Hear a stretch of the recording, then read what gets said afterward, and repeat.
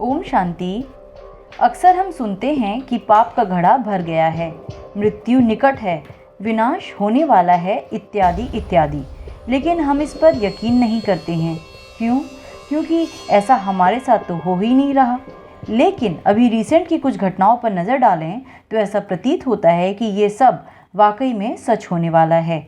जैसे कि प्राकृतिक घटनाओं को देखें तो मानव की प्रकृति के साथ छेड़छाड़ की वजह से भूस्खलन और बाढ़ जैसी घटनाएं बढ़ रही हैं।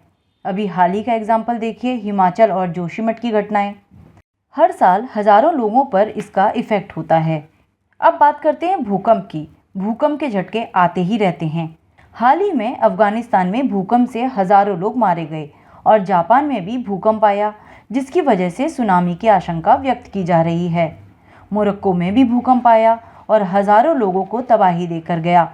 लीबिया में बांध टूट गए, जिसकी वजह से बाढ़ आई और हजारों लोग मारे गए, हजारों लापता हुए। जंगलों में हर साल आग लगने से वनस्पति को काफ़ी नुकसान है। अभी हाल ही में साइंस की खोज से पता चला है कि अंटार्कटिक क्षेत्र में बर्फ़ का लेवल कम होता जा रहा है, मतलब बर्फ़ तेज़ी से पिघल रही है, जो ग्लोबल वार्मिंग का संकेत है। साथ ही समुद्र का लेवल भी बढ़ रहा है। ये भी हम सब जानते हैं कि ओजोन लेयर सूर्य की हानिकारक किरणों से हमें बचाती है। लेकिन हाल ही में वैज्ञानिकों ने पाया है कि अभी अंटार्कटिका क्षेत्र में ओजोन लेयर का होल यानी छेद बड़ा हो गया है, जिससे बर्फ तो पिघलेगी ही, साथ ही साथ इंसानों के लिए सूर्य की किरणें और हानिकारक होंगी। 2020-21 में हमने कोरोना काल भी देखा, जिसने पूरे विश्व को अपनी चपेट में लिया था।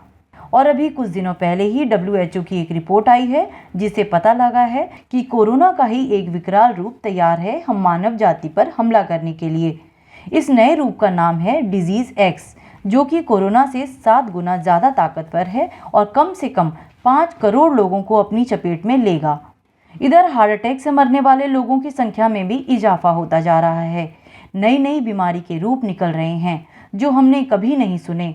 उधर रूस यूक्रेन की जंग से हजारों लोग मारे जा चुके हैं। इकोनॉमी पर भी इम्पैक्ट पड़ा है। महंगाई बढ़ रही है और विश्व 2 हिस्सों में बंट गया है। सबसे हालिया एग्जाम्पल देखें तो हमास ने इजराइल पर हमला किया। ये भी एक विश्व युद्ध जैसा ही है और अब तक तकरीबन 1000 लोग तो मारे ही जा चुके हैं। इतनी सारी घटनाएं एक इत्तेफाक नहीं हो सकती। कभी आपने अपने बचपन में ऐसी घटनाएं सुनी थी? शायद कभी नहीं। तो इतने संकेत शायद हमारे समझने के लिए काफ़ी हैं कि कलयुग अपने समापन की ओर तीव्र गति से बढ़ रहा है। तो अब हमें क्या करना चाहिए? हमें अपना पुरुषार्थ और तीव्र करना चाहिए। हमारा एक एक सेकंड 1 साल के बराबर है। अपना पुरुषार्थ, योग, मेडिटेशन, तपस्या, ज्ञान, धारणा, सेवा, इसे पक्का करें और हर पल परमात्मा को याद करते रहें, जिससे हम सतयुग की माला में भी जल्दी आ सकें।